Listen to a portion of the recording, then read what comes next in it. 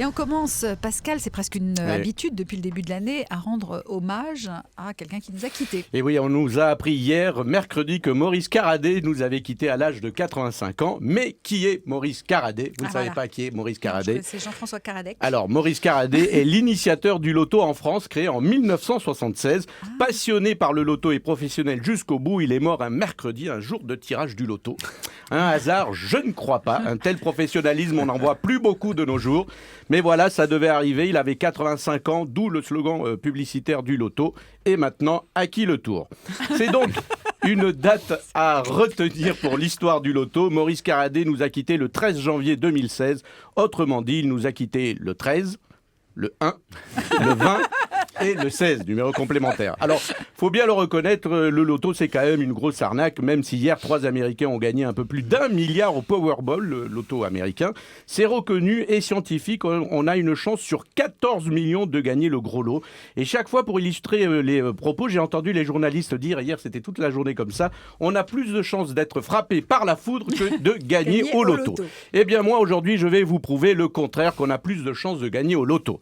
Alors par exemple, tu as plus de chances de gagner au loto que de voir une photo de Juppé jeune. T'as plus de chances de gagner au loto que Fillon de gagner la primaire des Républicains. T'as plus de chances de gagner au loto que de voir Jérôme Cahuzac payer ses impôts en France. T'as plus de chances de gagner au loto que rire à une vanne d'un spectacle d'Arthur.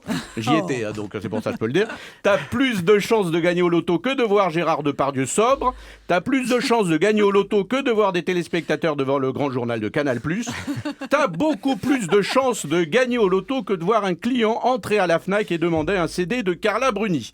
T'as plus de chances de gagner au qui a dit ça arrive quand même. Ça arrive encore. De moins en moins. De moins en moins, ça arrive. Voilà. T'as plus de chances de gagner au loto que de trouver un boulot avec le plan anti-chômage de François Hollande. T'as plus de chances de gagner au loto que de comprendre un jour la stratégie politique des écologistes. Et donc t'as plus de chances de gagner au loto que de voir Jean-Vincent placé ministre. Désolé Jean-Vincent, c'est pas encore le moment. Voilà, maintenant que vous savez tout ça, bien sûr, si vous gagnez, on partage. Encore un retour au cinéma. Oui, après le retour vers le futur, le retour de Star Wars, le retour de Copé, le retour de James Bond, voici le retour de Rocky le boxeur. Oui, vous avez bien entendu, j'ai dit le retour de Copé. Bon, ça va faire moins d'entrées que Rocky, mais je voulais quand même le signaler.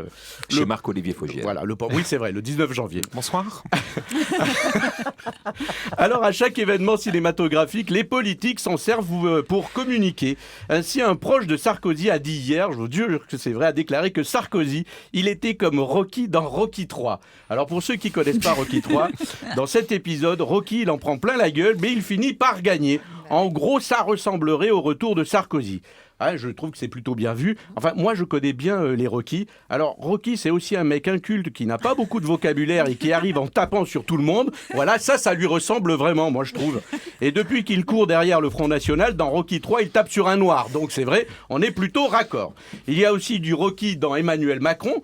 Les idées de Macron, c'est un peu comme un match de boxe de Rocky. C'est une droite, et de temps en temps une gauche. Mais c'est quand même très, très rare. Alors, c'est vrai, c'est plutôt habile pour les politiques de coller à l'actualité avec la sortie d'un film à succès. Ça parle à tout le monde. Et c'est pour ça que demain, je vous ferai le parallèle entre le monde politique et un autre film à succès qui vient de sortir, Les 8 salopards. Je pense qu'on va bien s'amuser. Merci Pascal. On se retrouve demain pour de nouveaux paris de Pascal.